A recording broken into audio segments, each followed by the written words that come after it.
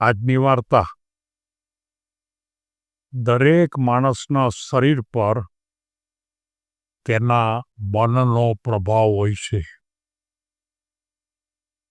મિત્રો, આપણે જાણીએ છીએ કે આપણું મન જે રીતે વિચારે એ વિચારના અનુસંધાનમાં આપણું શરીર કામ કરે છે. આપણા શરીરને અન્ય પ્રકારની ભૂમિકા કામ કરવાની મળે છે.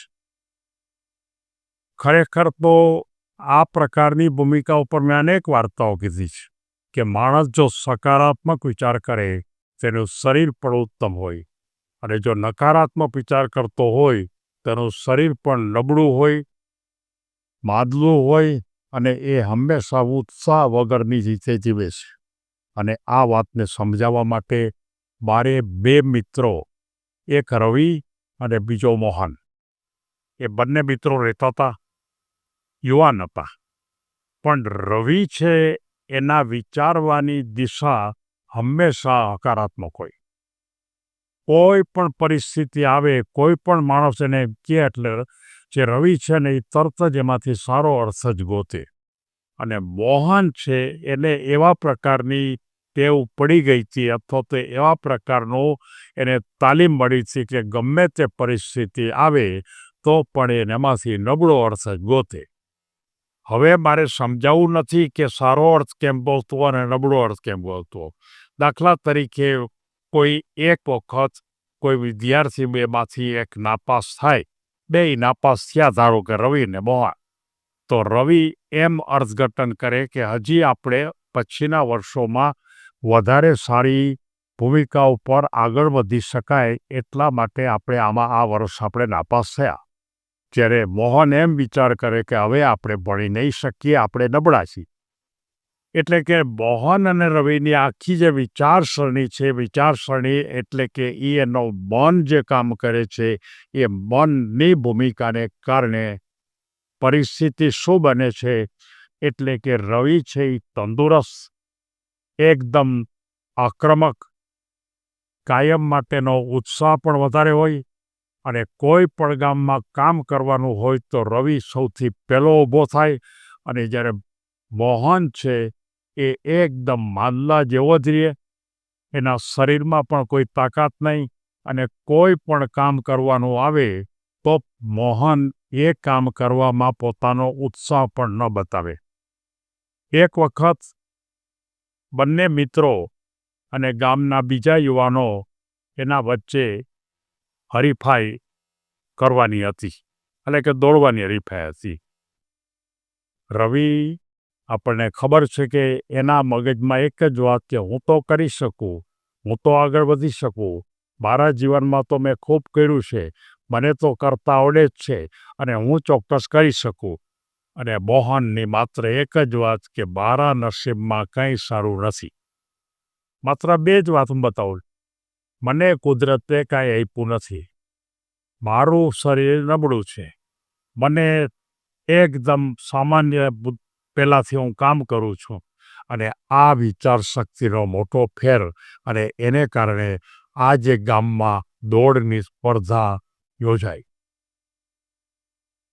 રવિ ઉત્સાહપૂર્વક દોડતો હતો, અને મોહન એને પહેલાં તો દોડમાં ભાગ લેવું જ હતું. પણ રવિએ જ્યારે ખરેખર એને કીધું કે ભાઈ તું પણ ભાગ લેજે, એટલે એને ભાગ લીધો હતો, અને મોહન પણ નામ લખાવે છે.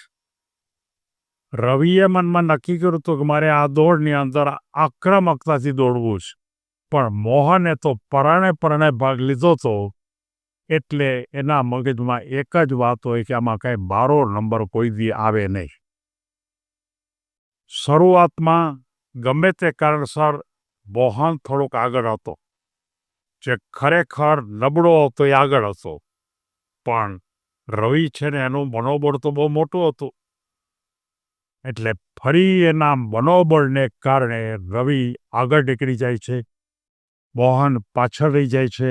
ગામના બીજા યુવાનો પણ મોહનની આગળ આવી જાય છે, અને મોહનનું નબળું શરીર અને નબળા વિચારો, અને એને કારણે એ શરીરથી થાકી જાય છે, એ ભાંગી પડે છે, એ તરત જ બેસી જાય છે, કોઈ જે સ્પર્ધા હતી એ સ્પર્ધા પૂરી પણ કરી શકતો નથી અને આખરે રવિની જીત થાય છે અને મોહન એકદમ મોટે ભાગે છેલ્લી અવસ્થામાં આવે છે. મુખ્ય કારણ શું?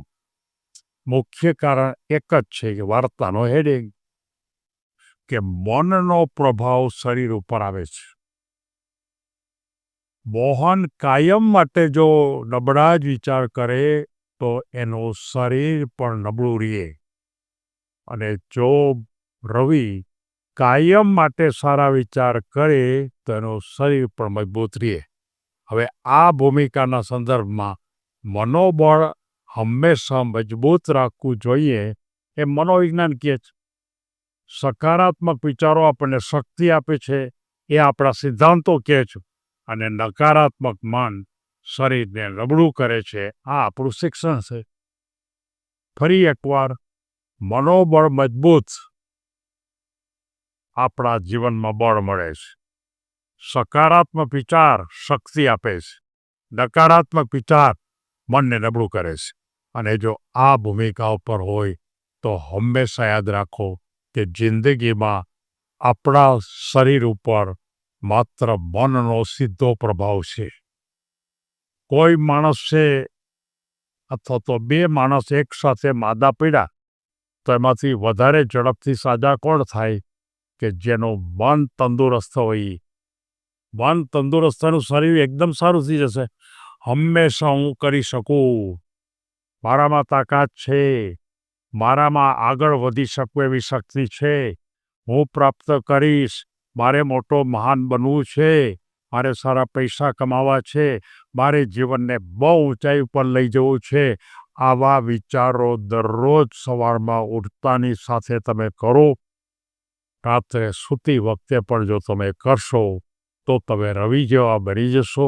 અને જો નબળા વિચાર કરશો કે મને ભણવું ગમતું નથી, મને ભણવામાં મજા આવતી નથી, મને સમજાતું નથી અને મને કાંઈ ખબર પણ પડતી નથી, તો તમે મોહન જેવા થઈ જશો.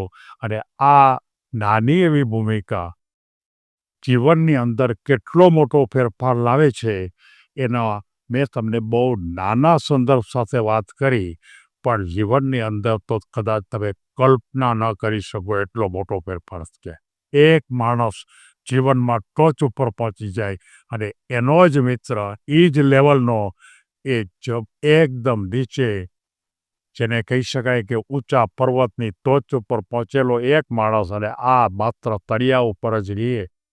આવી વાત દરેક યુવાનને માતા પિતાએ પણ કહેવી જોઈએ, શિક્ષકોએ પણ આ વાત કરવી જોઈએ, સમાજના સેવકો એટલે કે સમાજમાં જે માર્ગદર્શકો છે એણે પણ વાત કરવી જોઈએ. અને આ વિચારને સમગ્ર સમાજમાં ફેલાવો. સકારાત્મક વિચાર તાકાત, નકારાત્મક વિચાર નિર્બળતા. સૌ કોઈ આગળ વધો એવી શુભેચ્છા.